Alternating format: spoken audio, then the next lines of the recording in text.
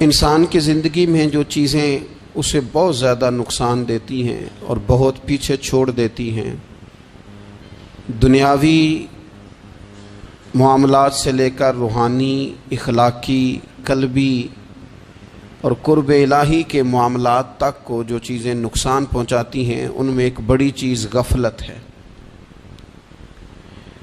ایک لفظ ہوتا ہے جو ہمیں اکثر سننے کو ملتا ہے کہ آپ کی توجہ نہیں ہے۔ یہ ڈھیر سارے لوگوں کا مطالبہ ہوتا ہے، اہل خانہ بھی مطالبہ کرتے ہیں، کئی موقع پر والدین بھی مطالبہ کرتے ہیں، غرباء بھی مطالبہ کرتے ہیں کہ امیروں کی ہماری طرف توجہ نہیں ہے۔ اور یہ بڑی لازمی سی بات ہے کہ کسی چیز پر جب توجہ رہتی ہے تو وہ چیز بہتر ہو جاتی ہے، اور جب عدم توجہی کا لوگ مظاہرہ کرتے ہیں تو وہ معاملہ خراب ہو جاتا ہے۔ یہ جو عدم توجہ ہے اسی کو غفلت کہتے ہیں، اور جب انسان کے مزاج پر غفلت طاری ہوتی ہے اور غفلت اس پر پوری طرح غلبہ کر لیتی ہے تو پھر اس کی زرخیز زمین کو وہ بنجر کرتی ہے۔ غفلت انسانی دل کے لیے بڑی نقصان دہ چیز ہے اور انتہائی تکلیف اور ضرر کا باعث ہے۔ دلوں پر جو قحط نازل ہوتا ہے، قحط، ویران ہو جاتے ہیں دل، اور جو دلوں پر خشکی نازل ہوتی ہے کہ طبیعتیں خشک ہو جاتی ہیں، یہ غفلت کی وجہ سے ہوتی ہیں۔ جو لوگ غافل ہو جاتے ہیں نا، اپنے معاملات کا دھیان نہیں رکھتے، دیکھیں نا، آپ کو کھانا کھاتے بھی غافل نہیں ہونا چاہیے۔ اگر کھانا بھی غیر معتدل کھا لیا جائے تو وہ انسان کی طبیعت کے لیے باعث ضرر بن جاتا ہے، نقصان کا باعث بنتا ہے۔ بات کرتے ہوئے بھی غافل نہیں ہونا چاہیے، کئی دفعہ جملے ایسے نکل جاتے ہیں جو انسان کے لیے پھر شرمندگی کا باعث بنتے ہیں۔ انسان کو غافل ہو کر کوئی کام نہیں کرنا چاہیے، غافل ہو کر، مدہوش اور بے ہوش ہو کر نہیں۔ غفلت دل کو ویران کرتی ہے، طبیعت میں خشکی لاتی ہے۔ غافل کبھی نہ بنے۔ قرآن مجید فرقان حمید نے ارشاد فرمایا کہ اقترب للناس حسابہم، فرمایا لوگوں کے حساب کا وقت قریب آ گیا، وہم فی غفلۃ معرضون، اور وہ ابھی بھی غفلت میں منہ پھیرے ہوئے ہیں۔ ٹائم آ گیا حساب دینے کا، لیکن وہ ابھی بھی غافل ہیں۔ ہمارے جو زیادہ تر نقصان زندگی میں ہوئے ہیں وہ صرف ہماری غفلت کی وجہ سے ہوئے ہیں۔ ہم نے چیزوں پر توجہ نہیں دی، چیزیں گڑبڑ ہو گئیں۔ جس آدمی نے پھول لگائے ہوں، پھل لگائے ہوں، کھیتی لگائی ہو، وہ دانہ ڈال کے پانی دے کے فارغ نہیں ہو سکتا، اسے توجہ کرنی پڑتی ہے۔ اور کسی نے کہا تھا مالی جیندے ہون تو پھر بوٹے سوکدے نہیں، اگر موجود ہونا ان کو سینچنے والا، رکھوالی کرنے والا، تو پھر ان کی جڑیں کبھی خشک نہیں ہوا کرتی۔ ہماری جو غفلتیں ہیں یہ بڑی ضرر کا باعث ہیں، نقصان کا باعث، اور مجبوری معاف ہوتی ہے، غفلت معاف نہیں ہوتی۔ اسکول میں پڑھتے تھے، مدرسے میں پڑھتے تھے، تو ایک مجبوری ہو گئی جی، خدا نخواستہ گھر میں کوئی پریشانی ہو گئی تو اساتذہ اس پر سزا نہیں دیتے۔ کوئی خوشی کا موقع ہے گھر میں، فیملی میں کسی کی شادی ہے، اساتذہ اس پر سزا نہیں دیتے۔ لیکن اگر کبھی پتہ چلتا تھا نا کہ یہ گھر سے تو آیا تھا لیکن مدرسے نہیں آیا، یہ اسکول نہیں آیا، رستے میں غافل ہو گیا، تو یہ بات خوفناک تھی۔ یہ قابل سزا جرم تھا کہ تو غافل ہو گیا اپنی پڑھائی سے، تو گھر سے آیا اور یہاں نہیں آیا۔ غفلت قابل سزا ہوتی ہے، مجبوری کی معافی ہوتی ہے۔ ہمارا آج کل جو مسئلہ ہے وہ غفلت کا ہے۔ ڈھیر سارے لوگ ہیں، سمجھدار بھی ہیں، سیانے بھی ہیں، معاملہ فہم بھی ہیں، باشعور بھی ہیں، تعلیم کی ڈگریاں بھی رکھتے ہیں، لیکن اگر ان کی زندگیوں کی تکلیفوں کو دیکھا جائے اور بے آباد روح کو دیکھا جائے اور سجدوں سے ان کی دوری کو دیکھا جائے تو ایک ہی بات سمجھ میں آتی ہے کہ پتہ سارا ہے لیکن لے ڈوبی ہے غفلت، توجہ نہیں کی۔ لائق بچہ بھی نالائق ترین زندگی گزارتا ہے، اس لیے کہ اس کے لائق ہونے کے ساتھ ساتھ اس کا توجہ کرنا بھی تو ضروری ہے نا۔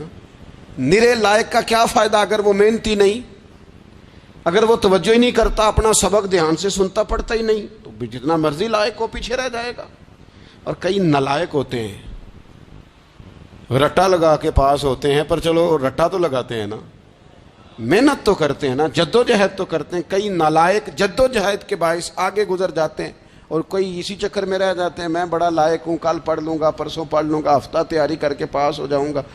अपनी ज़िंदगी से गफलत का पर्दा उठाएं। और गफलत,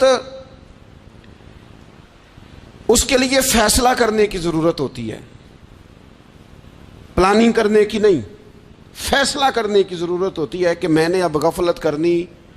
हम ना जब भी कोई प्रोग्राम बनाते हैं तो मनसूबाबंदी शुरू कर दें। मनसूबाबंदी ना करें, फैसला करें, कहें कि मैंने गाफिल नहीं होना। गफलत गर्क दुनिया का नाम है। अपने आप को गफलत से बचाएं। आप देखें हजरत काब बिन मालिक रदी अल्लाह ताला अन्हु फरमाते हैं, बुखारी में मौजूद है, फरमाते हैं कि जंग में मैं पीछे रह गया था, मेरा ख्याल था कल चला जाऊंगा, घोड़े और सवारियां मेरे पास तेज हैं, मजबूत हैं, परसों चला जाऊंगा, तेजी से भाग के मैं पहुंच जाऊंगा, मैं काफिले के साथ शामिल हो जाऊंगा। लेकिन बस थोड़ी सुस्ती हो गई, जरा गफलत हो गई। अब फरमाते हैं जब सब लोग चले गए हुजूर अलैहिस्सलाम के साथ जिहाद में और मैं पीछे रह गया, तो फिर जब चंद दिन गुजर गए और महबूब के वापस आने का टाइम हो गया, तो अब मैं गौर करता समझता तो मुझे मदीने में यहाँ बुज़दिल लोग नज़र आते। और कौन नज़र आते? जो मुनाफिक थे।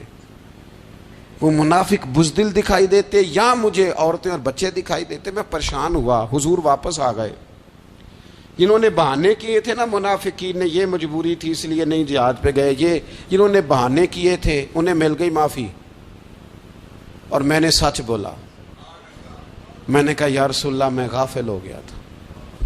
अब कहते हैं मैंने जब कहा ना हुजूर सुस्ती हो गई थी, ज़रा गफलत हो गई, तो बंदा महबूब से गाफिल हो जाए, बंदा वहीं से गाफिल हो जाए। जो दम गाफिल सो दम काफिर, सानो मुर्शद ए हो पढ़ाया। जब कहा ना हुजूर वो गलती हो गई, कोई मजबूरी नहीं थी, तो फरमाते हैं बाकियों को माफ़ी मिल गई, मेरे साथ हुजूर नाराज़ हो गए। एक दिन नहीं, 2 दिन नहीं, 50 दिन हुजूर नाराज रहे। मदीने की गलियों ने मुझे पहचानना छोड़ दिया। दरो दीवार से मुझे यूं लगता था कि मैं परदेसी हूँ। फरमाते हैं मैं मस्जिद में आता था, मैं जब महबूब को देखता तो हुजूर रुखे अनवर फेर लेते, और मुझे पता था जब मेरा चेहरा इधर उधर होता तो फिर करीम रहमत की नज़र फरमाते। फरमाते हैं 50 दिन मुसलसल। फिर मुझे हुक्म हुआ कि बीवी भी भेज दो, मेके बच्चे भी भेज दो, ननिहाल यानी तन्हा रह जाओ। फरमाते हैं वो मैंने कैदे तन्हाई काटी, लेकिन शुक्र अल्लाह का ये है कि मैं सच्चा था, बस ज़रा भूल गया था, बस ज़रा गफलत हो गई थी। तो फरमाते हैं फिर अल्लाह तबारक व तआला ने मेरे ऊपर फजल ये फरमाया कि मेरी तौबा का ऐलान रब ने कुरान मजीद में फरमाया।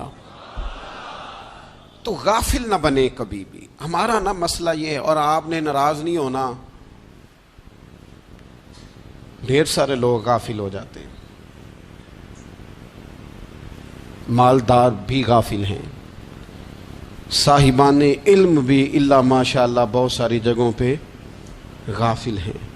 जिन लोगों को 4 लोग जानने लग जाते हैं, कोई मकाम हासिल हो जाता है, वो भी बहुत सारी जगहों से गाफिल हो जाते हैं इल्ला माशाअल्लाह। गफलत बड़ी तकलीफ वाला मंजर है। जो लोग समझते हैं ना मैं अब गुड बुक में आ गया हूँ, अब मैं अच्छा हो गया हूँ, अब मेरे लिए खैर कहा जाता है, मुझे अच्छाई शायद ये मुस्तकिल मेरे साथ रहेगी, तारीफ ही होगी हमेशा, वो भी गाफिल हो जाते हैं। और ये गफलत ठीक नहीं होती। वजह देखनी चाहिए किस वजह से इंसान को वक़ार मिल रहा, इज्जत मिल रही। अपनी ज़िंदगी से गफलत को उतार फेंकें। थोड़ी देर की तो गफलत होती है, लंबी तो नहीं। 2 मिनट के लिए सिर्फ इसने ड्राइविंग करते हुए चेहरा मोबाइल की तरफ किया था, 2 ही तो मिनट लगे थे। लम्हों ने खता की थी, सदियों ने सजा पाई। लम्हों ने खता की थी, सदियों ने सजा पाई। एक लम्हे के लिए गाफिल हुए थे और सदियां, नस्लें रोती रह गईं पीछे। بچے تڑپتے رہ گئے، اہل خانہ پریشان رہ گئے، ماں باپ ساری زندگی روتے رہے، لیکن یہ 2 منٹ کے لیے یہ غفلت جو ہے یہ بڑی تکلیف والا معاملہ. اپنی زندگی سے غفلت کو اتارنا ہے، غافل نہیں بننا، ہر وقت توجہ اور ساری باتوں پہ توجہ. بعض اوقات لوگ ایک طرف توجہ کر کے ایک طرف سے غافل ہو جاتے ہیں. نہ، توجہ ہمہ پہلو رکھنی ہے. ہمارے ذمے جتنے بھی حقوق ہیں ان سب پر توجہ، ہر چیز کا خیال. ایسا نہ ہو کہ عبادت کرتے رہ جائیں اور حقوق العباد ہم سے چھوٹ جائیں، اور حقوق العباد اتنے زیادہ ادا کریں. ایک صاحب مجھے کہنے لگے ایک دفعہ بڑے وثوق کے ساتھ کہنے لگے جی معاذ اللہ ثم نہیں جی ٹائم ملتا پھر نماز دا کی کریے، روزی کمانا بھی تو عبادت ہے نا. تو میں نے کہا آپ نے عبادت کرنا ایک حصہ قبول کیا ہے، آپ نے کل عبادت نہیں قبول کی. عبادت کل ہے، ہمہ پہلو. ایک حصہ آپ قبول کر کے نکل گئے اور باقی آپ نے چھوڑ دی. تو کسی ایک طرف سے بھی غافل نہیں ہونا. جتنی ذمہ داریاں ہیں، جتنی ڈیوٹیاں ہیں، ان سب کا خیال. اور جو بڑا آدمی ہوتا ہے، بڑا گھر میں بڑا ہو، قبیلے میں بڑا ہو، علاقے میں بڑا ہو، ادارے میں بڑا ہو، کلاس میں بڑا ہو، جو بڑا ہے اس کی تو ساری آنکھیں کھلی ہوئی ہونی چاہیے. ایک ایک پر اس کی نظر ہونی چاہیے کہ میری کہاں ضرورت ہے، کہاں مجھے اشک شوئی کرنی ہے، کس کے ساتھ میں نے کس طرح محبت کا رویہ رکھنا ہے. غافل نہ بنے. اچھا جی اب کیسے پتہ چلے گا کہ ہم غافل ہیں؟ یہ کیسے پتہ چلے گا؟ آپ کسی بندے سے بھی پوچھ لیں حالات کیا ہیں تو کہتا ہے اللہ کا شکر ہے کبھی کسی کا دل نہیں دکھایا، اللہ کا شکر ہے جی زمانہ ہو گیا 5 نمازیں پڑھتا ہوں، اللہ کا شکر ہے جی. کیسے پتہ چلے گا غافل ہیں؟ پہلی علامت ہمارے علماء اور صوفیاء نے غافل بندے کی لکھی ہے. اس آئینے میں میں نے اور آپ نے اپنا آپ دیکھنا ہے. غافل بندے کی پہلی علامت یہ ہوتی ہے کہ وہ دنیاوی کاموں میں چست ہوتا ہے اور اللہ اور اس کے رسول کی فرما برداری میں سست ہوتا ہے. یعنی نماز کے وقت تو اسے نیند ستاتی ہے، پریشانی ہوتی ہے، لیکن اگر کسی جگہ مال مل رہا ہو، پیسے مل رہے ہوں، وہاں جانا ہو تو پھر اسے کوئی چیز بھی تنگ نہیں کر. دنیاوی کاموں میں چست ہوگا، یعنی ٹی وی کے آگے، موبائل کے آگے وہ گھنٹوں بیٹھا ہوا ہے، اور اگر اسے 25 منٹ قرآن پاک سننا پڑ جائے، اگر اسے 20 منٹ دینی محفل میں بیٹھنا پڑ جائے، اگر اسے کہا جائے کہ تو 20 رکعت نماز نفل ادا کر، دنیاوی کاموں میں چست ہے، دینی کاموں میں. یہ غفلت کی پہلی علامت. پھر ذاتی معاملات پہ پیسہ خرچ کرنا ہو تو ڈھیر سارا ہے، کسی غریب کی مدد کرنی ہو تو. وہ ہمارے ایک دوست ہیں، وہ اکثر کہا کرتے ہیں، وہ کہتے ہیں آج کل کسی سے کہنا فلائی کام میں، دینی کام میں، کسی کی مدد میں کچھ 4 پیسے خرچ کرنے ہیں تو لوگ کہتے ہیں ہاتھ تنگ ہے. ہاں کوئی سستا پلاٹ ملتا ہو نا، اور اگر یہ سمجھ آ جائے کہ وہ مجبور ہے بیچارہ بیچنے والا، تو پھر کہتے ہیں میں 2-3 دوستوں کو پھاڑ لے سن. ذاتی کاموں میں جب بندہ چست ہو اور دینی کاموں میں سست ہو تو مطلب یہ ہے کہ بندہ غافل ہے. پہلی علامت غفلت کی. اور غفلت کی دوسری نشانی یہ ہے کہ انسان گناہ کے کاموں کو معمولی سمجھنے لگ جاتا ہے. یہ غافل بندے کی نشانی ہے. گناہ کو معمولی سمجھتا ہے، چھوٹا سمجھتا ہے. آج کل لوگ کہتے نہیں میں کو اکیلا کر رہا ہوں، ساری دنیا ہی کرتی ہے.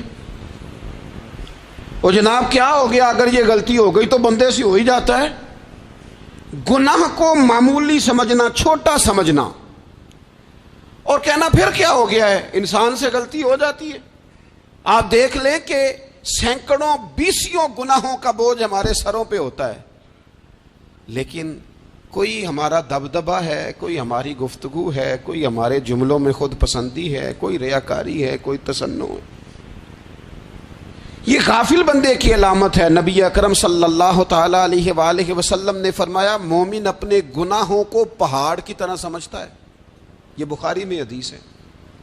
مومن پہاڑ کی طرح جانتا ہے اور وہ ڈرتا ہے کہ کہیں وہ پہاڑ اس کے اوپر گر نہ جائے، یعنی کہیں مجھے میرے گناہ کی سزا نہ مل جائے. چھوٹے گناہ کو بھی پہاڑ جانتا، یار مجھ سے غلطی ہو گئی، مجھے ٹھیک کر لینی چاہیے، مجھے معافی لے لینی چاہیے، مجھے توبہ کر لینی چاہیے. مومن اپنے اوپر گناہ کو پہاڑ کی جانب سمجھتا ہے.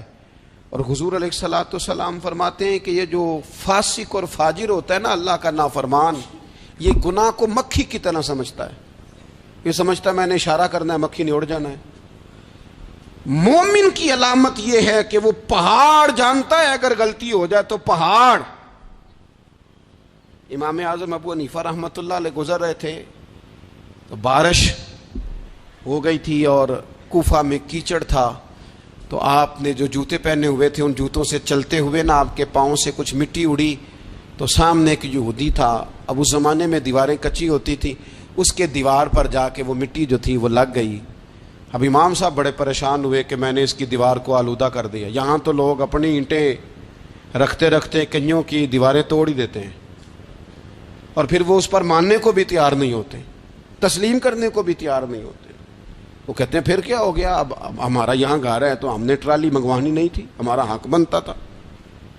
امام صاحب کے پیروں سے ذرا کیچڑ اڑا, یہودی کی دیوار پہ لگا, اس کی کچی دیوار تھی. امام صاحب پریشان ہو گئے, سوچنے لگے کہ اگر میں دیوار سے یہ کیچڑ اتارتا نہیں تو یہ بھی زیادتی ہے, میں نے اس کی دیوار کو گدلا کر دیا, اور اگر میں اتارتا ہوں تو کچھ مٹی اس کی دیوار کی بھی اتر جائے گی, کچی دیوار ہے, یہ بھی زیادتی ہے. مومن گناہ کو پہاڑ کی طرح سمجھتا ہے کہ کہیں گر نہ جائے, اس کی بھی کہیں سزا نہ مل جائے. امام صاحب نے اس کے دروازے پہ دستک دی, وہ باہر آیا تو اتفاق سے وہ آپ کا مقروض بھی تھا, اس نے پیسے دینے تھے. باہر نکلتے ہی کہنے لگا اوہو آپ تو قرض لینے آ گئے, میرے پاس تو ابھی گنجائش نہیں ادا کرنے کی. تو امام صاحب کہنے لگے تو قرض چھوڑ, وہ میں نے معاف کیا, میرے سے غلطی ہو گئی ہے. میں آ رہا تھا, لکڑی کے جوتے اس زمانے میں کھڑاؤں لوگوں نے پہنے ہوتے تھے, کہا وہ میرے پیروں سے ذرا کیچڑ اڑا ہے, تیری دیوار پہ لگ گیا ہے. اب میں بڑی دیر سے کھڑا سوچ رہا ہوں کہ اگر میں تیری دیوار صاف نہ کروں تو میں نے یہ میلی کر دی, گدلی کر دی, یہ بھی بات درست نہیں ہے, زیادتی, اور اگر میں اسے صاف کرتا ہوں کچی دیوار سے کچھ مٹی اتر جائے گی تو یہ بھی زیادتی ہے. اب تو بتا میں کیا کروں. تو بے موسمہ پھل تھا نا یہ, تو بے موسمہ پھل دیکھ کے بندہ حیران ہو جاتا ہے. جو باتیں روٹین میں نہ ہو رہی ہوں وہ ذرا انوکھی لگتی ہے, بندہ حیران ہو گیا. غور سے امام صاحب کا چہرہ دیکھنے لگا, غور سے چہرہ دیکھنے لگا. اب پھر تھوڑی دیر سوچنے کے بعد کہنے لگا حضور پہلے میں نے دین اسلام کے بارے میں پڑھا اور سنا تھا, آج میں نے دین دیکھا ہے. پہلے میں نے سنا تھا کہ دین اسلام اس طرح کا ہے, آج میں نے دین. ہم نہ پوری دنیا کے کافروں کو دین سنانا چاہتے ہیں, دکھانا نہیں چاہتے. ہم نیک نظر آنا چاہتے ہیں, نیک بننا نہیں چاہتے. ہم نیک نظر آنا چاہتے. نتیجہ کیا نکلتا ہے کہ کچھ عرصے کے بعد پتہ چل جاتا ہے بندہ کس لیول کا نیک ہے, کیا معیار ہے اس کی نیکیوں کا. کہنے لگا حضور پہلے میں نے دین سنا تھا, آج دیکھا ہے. آپ وہ مٹی کی دیوار پر جو کیچڑ لگ گیا ہے, دیوار کو بعد میں صاف کیجئے گا, پہلے کلمہ پڑھائیں تاکہ میرے اندر کا کفر صاف ہو جائے, مجھے مسلمان کر دیں. تو غافل آدمی جو ہوتا ہے نا وہ پھر تیسری بات, جب بندہ بہت زیادہ غافل ہو جاتا ہے پھر اعلانیہ گناہ کرنے لگتا ہے. ایک گناہ پھر اس کا اظہار گناہ. ایک بندہ حدیث پاک میں آتا ہے, ایک بندہ رات کو کوئی غلطی کرتا ہے, اللہ تعالیٰ اس پہ پردہ ڈال دیتا ہے, لیکن وہ سویرے خود لوگوں کو بتاتا پھرتا ہے میں نے یہ کیا, میں نے یہ کیا. جب آپ اظہار گناہ کرتے ہیں نا تو سامنے والا بھی دلیر ہوتا ہے, کہتا ہے اس نے کیا میں کر لوں گا تو پھر کیا ہوا. ہمارے علماء نے لکھا ہے کسی کی نماز قضا ہو جائے تو کسی کو بتائے نہ, قضا پڑھ ڈالے, اس کا جگہ جگہ ذکر نہ کریں. جب آپ کہیں گے نا میری قضا ہو گئی تو آپ کے ساتھ رہنے والا بچہ دوست سمجھے گا یار اس کی قضا ہو گئی ہے تو میری بھی ہو جائے گی تو کیا ہو. گناہ کرنا بھی گناہ ہے اور گناہ کا اظہار بھی گناہ ہے. نبی اکرم صلی اللہ تعالی علیہ وآلہ وسلم نے ارشاد فرمایا میری ساری امت کو معافی مل جائے گی سوائے ان لوگوں کے جو اعلانیہ گناہ کرتے ہیں. یہ بخاری مسلم دونوں میں حدیث موجود ہے. جو اعلانیہ گناہ, جنہوں نے خود ساری دنیا کو گواہ بنا لیا, میں نے یہ بھی جرم کیا, یہ بھی کیا, یہ بھی کیا, یہ بھی کیا, خود انہوں نے لوگوں کے, بہت بڑے غافل آدمی کی علامت ہے کہ گناہ کرے اور پھر اوپر سے اعلانیہ گناہ کرے, اتنا بڑا جرم کرے. پھر چوتھی علامت اگر ہم دیکھنا چاہیں کہ ہم غافل تو نہیں. تو غافل بندے کی چوتھی علامت یہ ہوتی ہے کہ وہ فضول کاموں میں وقت بڑا ضائع کرتا ہے. فضولیات میں ادھر بیٹھے ہیں ادھر بیٹھے ہیں, یہاں گپ شپ ہو رہی ہے, وہاں موبائل دیکھا جا رہا ہے, پھر کچھ ٹائم ملا ہے تو پھر کہیں دور دراز کسی ہوٹل پہ کھانا کھانے چلے گئے, پھر کچھ ٹائم ملا تو چلو نکلتے ہیں ذرا کوئی ہفتہ سیر کر آتے ہیں, یہاں گپ شپ ہے, فلاں کو ڈسکس کر لیتے ہیں, فلاں کے بارے میں بات کر لیتے ہیں, سیاسی تبصرے کر لیتے ہیں, یہ تھوڑی گفتگو ہو جاتی, چلے محلے داروں پہ تبصرہ شروع کرتے ہیں, کون روٹی زیادہ کھا رہا ہے اور کس کے پاس پیسے زیادہ آ گئے, چلو جا کے پتہ کرتے ہیں. حالانکہ یہ پتہ نہیں کرنا چاہیے تھا, پتہ تو اس کا کرنا چاہیے تھا جو بیچارہ کل سے بھوکا ہے. خبر تو اس کی رکھنی چاہیے تھی جس بیچارے کے گھر میں بچوں کے لیے پہننے کو کپڑے موجود نہیں ہیں. اس پر تبصرہ یہ کرتے ہیں کہ یہ محنت کیوں نہیں کرتے, اور اگر کسی پر اللہ عطا کر دے پھر حساب ضرور لگاتے ہیں کہ ذرا معلومات کرو یہ اتنی جلدی آگے کیسے نکل گئے. غافل بندے کی علامت ہے وقت کا ضائع کرنا اور فضول کاموں میں ضائع کرنا اور بلا وجہ ضائع, اور ایسے سوالات کرنا جن کی ضرورت ہی کوئی نہیں, بالکل ضرورت ہی نہیں, کوئی مطلب ہی نہیں. لیکن ہم لوگ وقت ضائع, یہ غفلت کی علامت. غفلت اللہ والوں کی علامت کیا تھی؟ ایک بات انہوں نے زندگی میں لے لی, سیکھ لی, پھر ساری زندگی اسی پہ گزار دی. ان کا ارادہ تھا نا کشکول سیدھا کیا. کچھ لوگ ساری زندگی لیکچر قبول لے لے کے سن کے پھر بھی سمجھنے کو تیار. یہ غافل دل کی علامت ہے. اس لیے نبی پاک صلی اللہ تعالی علیہ وسلم نے فرمایا دو نعمتیں ایسی ہیں جن میں اکثر لوگ غفلت میں ہیں, ایک صحت اور دوسری فراغت. لوگ بلا وجہ وقت ضائع کرتے ہیں. اللہ نے صحت دی ہے, کسی خیر کے کام میں لگائیں.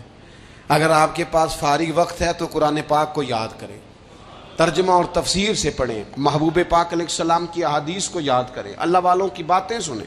وقت ملے تو عبادات میں لگائیں, نوافل میں لگائیں, تلاوت میں لگائیں, ذکر اذکار میں لگائیں, اور پھر اللہ مزید توفیق عطا کرے تو کسی کے بھلے میں وقت لگائیں. گلی سے کوئی کانٹا اٹھائیں, کوئی روڑا اٹھائیں, کوئی کسی کی مدد کریں. لیکن یہ غافل ہونے کی علامت ہے کہ اپنے وقت کو ضائع کرنا. اور پھر اسی طرح غفلت کی پانچویں علامت یہ ہے کہ اگر بندے کو دنیا سے پورا پیار ہو جائے, یعنی شب قدر میں بھی آ کے کہتا ہے یا اللہ کبھی پیسے دے دینا, شب برات والے دن بھی کہتا ہے کہ مالک اگر کبھی کوئی ایسا سبب لگ جائے نا, یعنی بیت اللہ شریف کے سامنے کھڑے ہو کے بھی اگر اس نے مال ہی مانگنا ہے وہاں بھی اس نے یہی سوال کرنا ہے, حب دنیا اتنی غالب آ جائے. تو یہ غافل ہونے کی علامت. دنیا ضرورت ہے, مقصد نہیں ہے. دنیا کی حاجت ہے, مقصد نہیں ہے. یہ مقصود نہیں. اور جب لوگ فقط دنیا کے مال کو, دولت کو, نبی پاک علیہ السلام نے فرمایا وہ لعنتی ہے جو درہم اور دینار کا بندہ بن گیا ہے, پیسوں کا بندہ بن گیا ہے. مل جائے تو خوش ہوتا ہے, نہ ملے تو تکلیف میں آ جاتا ہے. یہ غافل بندے کی علامت. مومن تو وہ ہوتا ہے کہ دولت رزق حلال ضرور کماتا ہے تاکہ کسی کے آگے ہاتھ نہ پھیلانا پڑے, کوشش ضرور کرتا ہے, پر دنیا کو جیب میں جگہ دیتا ہے, دل میں نہیں دیتا. اس کی جگہ جہاں ہے اسے وہاں رکھتا ہے, اسے دل میں جگہ. دل تو ایک ہے, اس میں رب رسول کو بسائیں گے یا کسی اور کو بسائیں گے. تو حب دنیا یہ غافل ہونے کی بہت بڑی علامت ہے. پھر اسی طرح جو بندہ رب کریم کو جانتا نہیں نا وہ بھی غافل ہو جاتا ہے. ایک تو جو یہ نہیں نہ جانتا کہ رب کریم سزا دے گا, مجھے دیکھ رہا ہے, اسے نہ اونگ آتی ہے نہ نیند آتی ہے, جو اس کی معرفت نہیں رکھتا کہ میرا رب ہر وقت مجھے دیکھ رہا ہے, وہ بھی غافل ہو جاتا ہے. جسے پتہ ہونا کہ مجھے دیکھ رہا ہے وہ غافل نہیں ہوتا. اور جو یہ سمجھ لیتا ہے نا کہ شاید معاذ اللہ ثم, اس یقین کو پکا نہیں کرتا, وہ غافل ہو جاتا ہے. اور ایک جو یہ نہیں نہ جانتا کہ رب مہربان کتنا ہے وہ بھی غافل ہو جاتا ہے. مجھے بتائیے سب سے زیادہ تو بندہ اس کے دروازے پہ جاتا ہے نا جو سب سے زیادہ مہربانی کرنے والا ہو. اس دروازے سے بندہ اٹھتا ہی نہیں. تو جس کو یہ یقین ہو جائے نا سب سے زیادہ کرم فرمانے والی ذات اللہ رسول کی ہے, وہ کبھی رب رسول سے غافل نہیں ہوتا. وہ کبھی اللہ رسول کا دروازہ چھوڑ کے نہیں جاتا، وہ کبھی کسی اور جگہ جا کے پناہ تلاش نہیں کرتا۔ جسے پتہ چل جائے نا وہ کریم کتنا ہے، مہربان کتنا ہے۔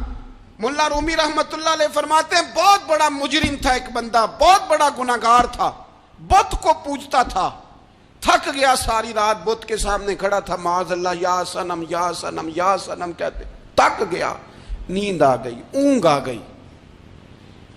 جب پوری طرح نیند آ گئی اور دماغ پہ نیند قبضہ کرنے لگی تو اس کے منہ سے نکل گیا، صنم صنم کہہ رہا تھا نا، نکل گیا یا صمد، او بے نیاز مالک۔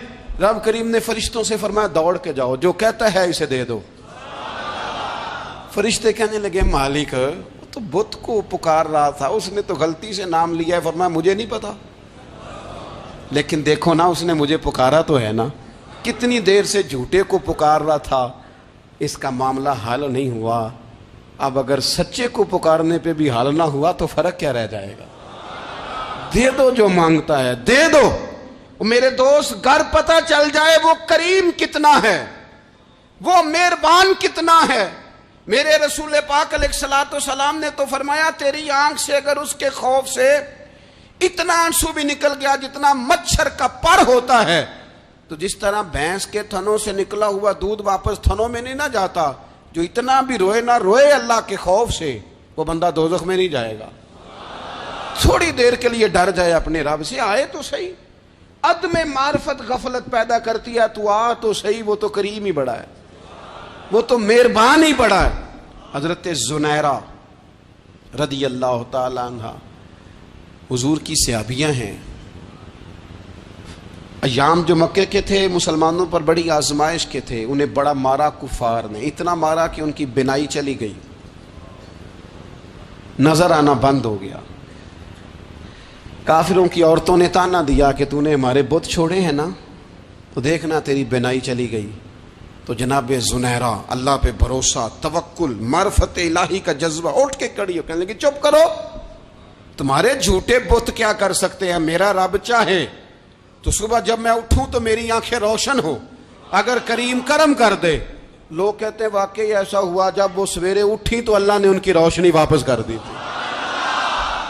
تجھے پتہ چل جانا وہ مہربان کتنا ہے۔ وہ ایک بزرگ تھے تو ان سے کسی نے کہہ دیا کہ اگر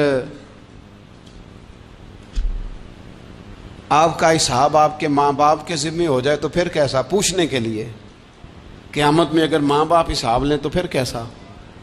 تو بڑے سیانے لوگ تھے جو دل والے تھے، کہنے لگے نہیں، رب کریم ہی ٹھیک ہے، اس لیے کہ وہ ماں باپ سے کہیں بڑھ کر پیار کرنے والا ہے۔ اگر یہ معرفت مل جائے وہ کریم کتنا ہے۔ اور جب بندہ پوری طرح اس کی بارگاہ میں آ کے تڑپ جاتا ہے نا، مولا میں جاؤں کدھر، تیرا دروازہ چھوڑ کے جاؤں کدھر۔ اقبال کہتے ہیں وہ ایک سجدہ جسے تو گراں سمجھتا ہے، 1000 سجدوں سے دیتا ہے آدمی کو نجات۔ تجھے جگہ جگہ جھکنا نہیں پڑے گا اگر تو صحیح معنوں میں اپنے رب کی بارگاہ میں جھک جائے۔ تو میرے عزیز کوشش کریں کہ اس کی معرفت، اس کا کرم، اس کی عطا اور اللہ تبارک و تعالیٰ کے حاضر و ناظر ہونے پر عین الیقین، حق الیقین حاصل کریں۔ اور پھر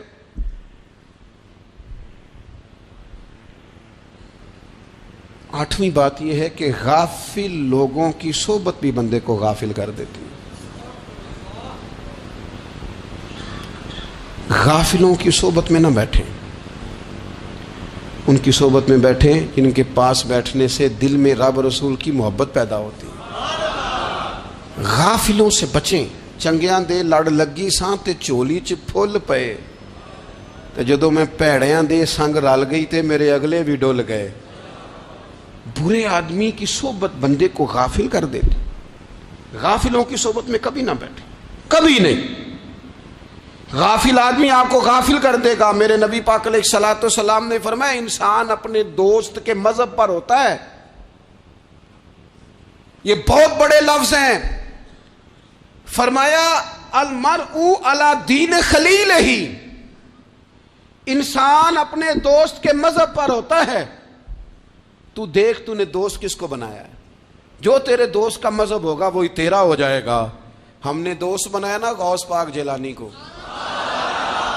ہم نے یاری لگائی ہے نا داتا علی اجمیری سے، ہماری نسبت ہے نا معین الدین اجمیری سے، ہمارا تعلق ہے نا بہاؤالدین زکریا ملتانی سے، ہمارا رشتہ ہے نا حضرت مجدد الفسانی سے، ہم ماننے والے ہیں نا اعلیٰ حضرت بریلوی کے، ہمارا تعلق ہے کبھی جماعت علی سے کبھی مہر علی سے، ہمارا ان سے تعلق ہے تو صبح شام ہماری زبان پہ رہتا ہے بالغ العلا بکمالہ کشفت الدجی بجمالہ حسنت جمیع خصالہ صلو علیہ وآلہ۔ ان سے تعلق جڑا ہے نا تو کئی دفعہ تنہائیاں تڑپا دیتی ہیں اور تڑپ کے کہتے ہیں اج سکھ متراں دی ودیری، اج سکھ متراں دی، سکھ کہتے ہیں اڈیق کو، متر کہتے ہیں محبوب کو، اج سکھ متراں دی ودھیری ہے، اے کیوں دلڑی اداس گھنیری ہے، لوں لوں وچ شوق چنگیری ہے، اج نینا لائیاں کیوں جھڑیاں، سبحان اللہ سبحان اللہ سبحان اللہ۔ پہلے کہتے ہیں سکھ متراں دی ودھیری ہے یعنی اداس ہوں، پھر حضور کے جلووں پہ نظر کرتے ہیں، کہتے ہیں سبحان اللہ سبحان اللہ، ماں اجمل کا ماں احسانہ کا ماں اکمالہ کا، اور پھر فوراً کہنے لگے او کتھے مہر علی، او کتھے مہر علی، کتھے مہر علی تے کتھے تیری سنا، اب ویکھو مشتاق اکھیں کتھے جاڑیاں، بلغ العلا بے کمال کشفت الدجی بے، اور میرے اعلیٰ حضرت کہنے لگے سرور کہوں کہ مالک و مولا کہوں تو، باغ خلیل کا گلے زیبا کہوں تجھے، تیرے تو وصف عیب تناہی سے ہیں بری، حیران ہوں میرے شاہ میں کیا کیا کہوں تجھے۔ غافل آدمی کی علامت ہے برے لوگوں کی صحبت میں، خبردار ان کے پاس نہ بیٹھنا جن کے پاس بیٹھنے سے تمہارے دلوں میں اولیاء اللہ اللہ کے بندوں کی عداوت پیدا ہو، خبردار خبردار ان کے پاس نہ بیٹھنا جن کے پاس بیٹھنے سے تمہارے دلوں میں حضور کی اولاد پاک کے بارے میں شک پیدا ہو، خبردار اس شخص کے پاس نہ بیٹھنا جو امام حسین ابن علی کے بارے میں کوئی کمزور بات کرتا ہو، بچنا، خبردار اس سے بچنا جو حضور کے صحابہ کے بارے میں بات کرے، بچنا بچنا اس سے، جو سیدنا ابو بکر صدیق کے بارے میں کوئی، دیکھو کیا مقدر ہے صدیق و فاروق کے، جن کے گھر ہی رحمتوں کے خزینے میں، بھلا کیا کہا نبی پاک، حضور نے فرمایا میرے اوپر جس نے نیکی کی تھی بدلہ دے دیا ہے، یہ جو میرے ابو بکر صدیق ہے نا، ان کو میں اللہ کی بارگاہ میں لے جاؤں گا، کہوں گا مالک تو ہی بدلہ عطا فرما۔ ایک ہاتھ میں جناب صدیق کا ہاتھ پکڑا، ایک میں حضرت عمر کا ہاتھ پکڑا، اور حضور مسجد نبوی سے باہر آ رہے ہیں، دیکھنے والے کی زبان سے بے ساختہ سبحان اللہ نکل گیا، کیا شان ہے کیا مقدر ہے۔ تو حضور علیہ السلام رک گئے اور روک کے فرمایا تو حیران ہو رہا ہے نا، تو حیران ہو رہا ہے نا کہ میں نے ایک ہاتھ میں ابو بکر کو پکڑا ہے، ایک میں عمر کو پکڑا ہے، فرمایا قیامت میں جب میری قبر کھلے گی تو میں اسی طرح قبر سے نکلوں گا، اس طرح میدان محشر میں آؤں گا۔ خبردار حضور کے وفاداروں کے وفادار رہنا، ان کے وفادار رہنا، ان کے وفادار رہنا۔ بڑا عجیب دور آیا ہے، ہم نے یہ دور دیکھا ہے کہ لوگ حضور کے صحابہ کے بارے میں بھی بات کریں گے، اب نبی پاک کی اولاد پاک کے بارے کو بھی ڈسکس کیا جائے گا۔ اپنا منہ تو دیکھ، اپنی حیثیت دیکھ، اور پھر وہ بندے دیکھ جن کو اللہ نے چن کے اپنے محبوب کی غلامی کے لیے حضور کے قریب بٹھایا ہے۔ تو بچنا ایسے لوگوں سے، پرہیز کرنا، خبردار عقیدہ ستھرا رکھنا، عقیدہ ستھرا رکھنا، صاف رہنا، پاکیزہ رہنا، غافلوں کی صحبت سے بچنا۔ بڑا ڈرتے ہیں اللہ سے، دعائیں مانگتے ہیں، یا اللہ نسلوں میں بھی وہی بندے پیدا فرما جو عقیدے پکے رکھنے والے ہیں، وہ بندے پیدا فرما ہماری نسلوں میں۔ ایک وہ بندہ بھی غافل ہو جاتا ہے جو امیدیں لمبی لگا لیتا ہے، جن کے منصوبوں میں دولت بھی ہوتی ہے، گھر بھی ہوتا ہے، اولاد کا بڑا ہونا بھی ہوتا ہے، پوتے پوتیاں نواسے نواسیاں دیکھنا بھی ہوتا ہے، یہاں بھی گھر وہاں بھی گھر، یہ سیر، یہ سارا کچھ ہوتا ہے، لیکن رب کی بارگاہ میں پیش ہونا جن کے پیش نظر نہیں ہوتا۔ لمبی امیدیں۔ حضرت مولا علی شیر خدا فرمایا کرتے تھے، میں تم پر دو باتوں کا خوف کھاتا ہوں، جو ڈر آتا ہے، ایک یہ کہ تم خواہش کی پیروی کرو گے، جو نفس کی خواہش ہوگی اس کے پیچھے لگ جاؤ گے، اور ایک کہ تم لمبی لمبی امیدیں باندھو گے، اتنے سال جینا ہے، اتنے 100 سال جینا، یہ کرنا ہے وہ کرنا ہے۔ منصوبہ بندی کریں مستقبل کے لیے، وہ بری نہیں، لیکن تیاری رکھیں، تیاری رکھیں، اس بات کا بھی خیال رکھیں کہ اللہ کی بارگاہ میں حاضر ہونا۔ یہ غفلت کی چیزیں ہیں جو بندے کو غافل کر دیتی ہیں۔ جو لوگ اللہ کا ذکر نہیں کرتے وہ بھی غافل ہو جاتے ہیں، اور جو فضول باتیں زیادہ کرتے ہیں نا، ہنستے زیادہ ہیں۔ فَلْيَضْحَكُوا قَلِيلًا وَلْيَبْكُوا كَثِيرًا، قرآن کہتا ہے زیادہ رویا کرو، کم ہنسا کرو۔ نبی پاک علیہ الصلوۃ والسلام سے پوچھا تھا حضرت عقبہ بن عامر نے کہ یا رسول اللہ نجات کس چیز میں ہے؟ تو نبی پاک علیہ الصلوۃ والسلام نے فرمایا ایک تو اپنی زبان قابو میں رکھو، دوسرا فرمایا اپنے گھر میں ٹھہرے رہو، تمہارا گھر تمہارے لیے کافی ہو، فضول نہ نکلو گھر سے، اور تیسرا فرمایا اپنی خطاؤں پہ رویا کرو۔ کثرت کلام اور فضول کلام اور بلا وجہ یہ بندے کو غافل کرتا ہے، دل کو سخت کرتا ہے۔ یہ چند چیزیں ہیں جو انسان کو غفلت میں ڈالتی ہیں۔ اپنے آپ کو ان چیزوں سے بچائیں اور غفلت کو توڑیں۔ آپ کے ذمے، میرے ذمے جو حقوق العباد ہیں ان کا پتہ کریں، جو اللہ رسول کے حقوق ہیں ان کی خبر دیکھیں، ہماری جو ذمہ داریاں ہیں ہم کس طرح انجام دے رہے ہیں اس پر توجہ کریں، اپنے معاملات کو ٹھیک کریں۔ ہم انسان ہیں، کوتاہیاں تو رہ جائیں گی، لیکن جب کوشش کریں گے تو پھر رب تعالیٰ مدد بھی فرمائے گا۔ ایک بات اور کرنی ہے، ایک تو میں نے عرض کیا غفلت کو توڑنا، ایک دوسری بات قرآن مجید کا ایک سبق اور، جب غفلت توڑنی ہے تو پھر لازمی طور پر ایک کام کرنا پڑے گا۔ میں نے یہ عرض کیا تھا کہ پلاننگ نہیں کرنی، فیصلہ کرنا ہے۔ تو فیصلہ کرنا ہے تو کرنا کیا ہے؟ پھر قرآن حکیم نے سورہ بقرہ میں کہا فاستبقوا الخیرات، یعنی تم نیکیوں کی طرف دوڑو، جلدی جلدی نیکیاں کرو، فٹافٹ، دیر نہ کرو۔ فٹافٹ سے مراد یہ نہیں کہ نیکی جلدی جلدی کر جاؤ، یعنی ٹال مٹول نہ کرو خیر کے کام میں، کل کریں گے، پرسوں کریں گے، عمرہ کر رہے ہیں پھر نیکی ہیں، حج کر رہے ہیں پھر نیکی ہیں، بچے بیال ہوں پھر میں نیک ہوں، یہ تھوڑا سا یہ کام ٹال مٹ، فاستبقوا الخیرات، نیکیوں کی طرف دوڑو، جلدی کرو، بھاگو۔ نبی پاک صلی اللہ تعالی علیہ وسلم نے فرمایا 5 چیزوں کو 5 چیزوں سے پہلے غنیمت جانو۔ حضور علیہ الصلوۃ والسلام فرمانے لگے ایک تو تم جوانی کو نہ بڑھاپا آنے سے پہلے پہلے غنیمت سمجھ لو۔ نبی کریم صلی اللہ تعالی علیہ وآلہ وسلم ارشاد فرمانے لگے کہ اپنی صحت کو غنیمت جان لو، بیماری آنے سے پہلے پہلے۔ پھر حضور علیہ الصلوۃ والسلام فرمانے لگے اگر اللہ نے تمہیں مال دیا ہے، وسعت دی ہے، تو نیکی کر لو، خرچ کر لو اللہ کے راستے، خدا نہ خواستہ تم پر غریبی آ جائے۔ اور پھر حضور سید عالم صلی اللہ تعالی علیہ وسلم فرمانے لگے اگر تمہیں اللہ نے کچھ فراغت دی ہے، بہت زیادہ مصروف نہیں ہو، تو غنیمت جان لو، جلدی سے نیکی کر لو قبل اس کے کہ تم مشغول ہو جاؤ۔ اور 5ویں بات حضور نے بیان کی، فرمایا زندگی کو غنیمت جانو، موت آنے سے پہلے پہلے جلدی سے نیکی کر لو۔ نیکی کے لیے ساری زندگی منصوبہ بندی نہ کرتے رہو، نیکی کے لیے دیکھو نا، ہماری زندگی میں یہاں دنیا میں رہ کے چند منٹوں میں وہ نیکی کی جا سکتی ہے جو قیامت کے بعد صدیوں کا ہمارا فائدہ کرے گی، صدیوں کا فائدہ کرے۔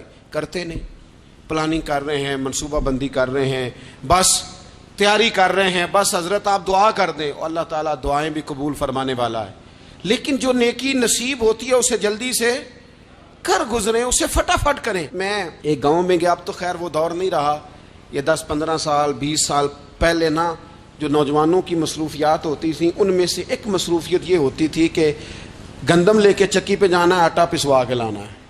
یہ ایک بڑی، چونکہ سبھی گھروں کے اندر سال کے لیے گندم سٹاک کر لی جاتی تھی، تو گندم لے کے جانا یہ ایک ڈیوٹی ہوتی تھی۔ ایک نوجوان ایک گاؤں میں، اس کی مجھے تعریف سننے کو ملی، تو ایک بوڑھی اماں کہنے لگی یہ تو بڑا نصیباں والا ہے، سارے دا آٹا پیا لے ہوندا ہے۔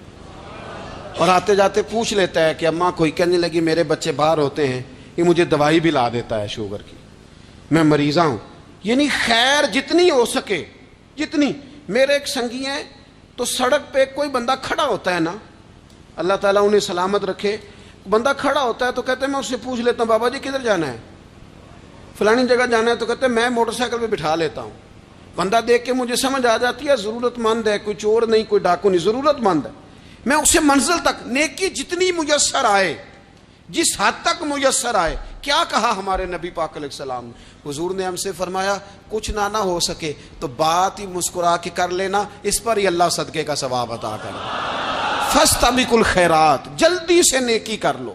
اپنے نامہ اعمال میں روز نیکیاں جمع کرو، کوئی نہ کوئی خیر کا کام روز کرو اور جلدی سے کرو.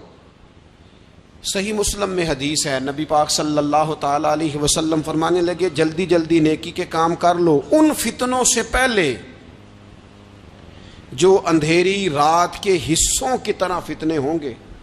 فرمایا اس وقت حال یہ ہوگا کہ آدمی صبح مومن ہوگا شام کو کافر ہو جائے گا، شام کو مومن ہوگا تو صبح کافر ہو جائے گا. اور فرمایا لوگ دنیا کے بدلے اپنا دین تک بیچ ڈالیں گے. معاذ اللہ جھوٹی قسمیں نہیں کھائی جاتی، جھوٹا قرآن مجید نہیں لوگ اٹھا لیتے. لوگ دنیا کے لیے دین بیچ ڈالیں گے. اس سے پہلے جب فتنے اتنے زیادہ ہو جائیں اس سے پہلے نیکی کر لو، کوئی خیر کا کام کر لو، جلدی سے کچھ ایسا کر لو. حضرت عقبہ بن حارث رضی اللہ تعالیٰ عنہ فرماتے ہیں یہ دیکھیں ہمارے نبی پاک علیہ السلام کی سیرت کیا ہے، حضور کا اسوہ کیا ہے، نبی پاک علیہ السلام ہماری تربیت کس طرح کرتے ہیں. حضرت عقبہ بن حارث رضی اللہ تعالیٰ عنہ کہتے ہیں ہم نے نبی پاک علیہ السلام کے ساتھ عصر کی نماز پڑھی، یہ صحیح بخاری میں موجود ہے. فرماتے حضور سلام پھیرتے ہی فوراً اٹھ کے گھر تشریف لے گئے. یہ ہمارے لیے انوکھی بات تھی، غیر متوقع تھی، پہلے کبھی ایسا ہوا نہیں. سلام پھیرا نماز کا، حضور جلدی سے تشریف لے گئے. اب ہم حیران تھے اور حیرت انگیز طور پر حیران تھے کہ کریم اتنی جلدی تشریف لے گئے. تھوڑی دیر ہوئی حضور واپس آ گئے تو محبوب پاک علیہ السلام فرمانے لگے گھر میں ایک چھوٹی سی ڈلی، ایک چھوٹا سا ٹکڑا سونے کا پڑا تھا، مال آیا تھا سارا صدقہ کر دیا، وہ تھوڑا سا پڑا تھا، اچانک مجھے یاد آیا وہ تو پڑا رہ گیا. تو حضور فرمانے لگے میں نے کہا کہیں ایسا نہ ہو جائے کہ ساری رات گزر جائے اور میرے گھر میں پڑا ہی رہ جائے، میں جلدی سے جا کے اسے خیرات کر دوں. میں نے خیرات کیا پھر میں واپس آ گیا ہوں. جلدی سے نیکی، جلدی سے نیکی کر لی جائے. ہم بڑا انتظار کر رہے ہیں، بڑا لمبا ہمارا پروگرام ہے، ہمارے پاس ٹائم ہی بڑا ہے. کسی نے کان میں کہہ دیا ہے تیرے پاس بڑا وقت ہے، ابھی تو بڑی عمر پڑی ہے، ابھی تو جناب او میرے بھائی یہ لوگوں کے کہنے کی باتیں ہیں. پھر پتہ ہی نہیں چلتا حالات کس طرح کے ہو جاتے ہیں اور کیا معاملات انسان کے ساتھ درپیش ہوتے ہیں.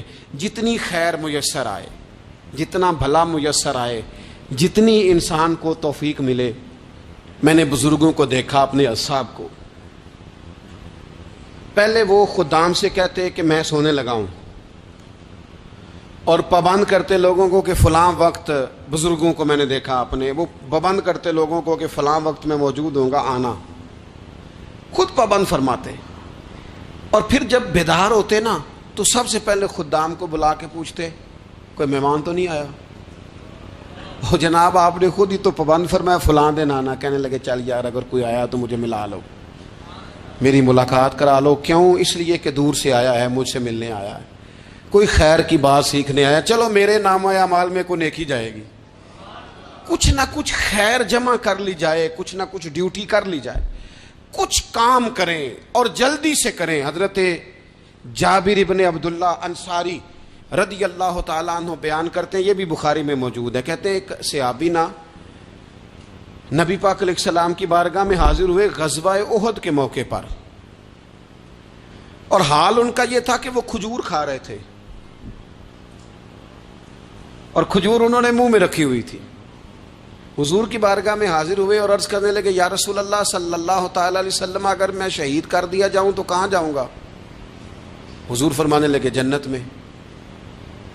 تو کہتے ہیں انہوں نے جو کھجور منہ کے اندر تھی وہ انہوں نے نگلی نہیں، اندر نہیں لے گئے، اس کو باہر نکالا اور دوڑ کے آگے بڑھے اور جنگ کرنی شروع کر دی. اور لڑتے لڑتے شہید ہو گئے۔ کیا سبق دیا انہوں نے؟ سبق یہ دیا کہ نیکی کرنے میں اتنی دیر بھی نہیں کرنی جتنی کھجور کھانے میں دیر لگتی ہے۔ جلدی سے نیکی کرنی ہے، فٹافٹ نیکی کرنی، اس کے اندر ٹال مٹول نہیں کرنا۔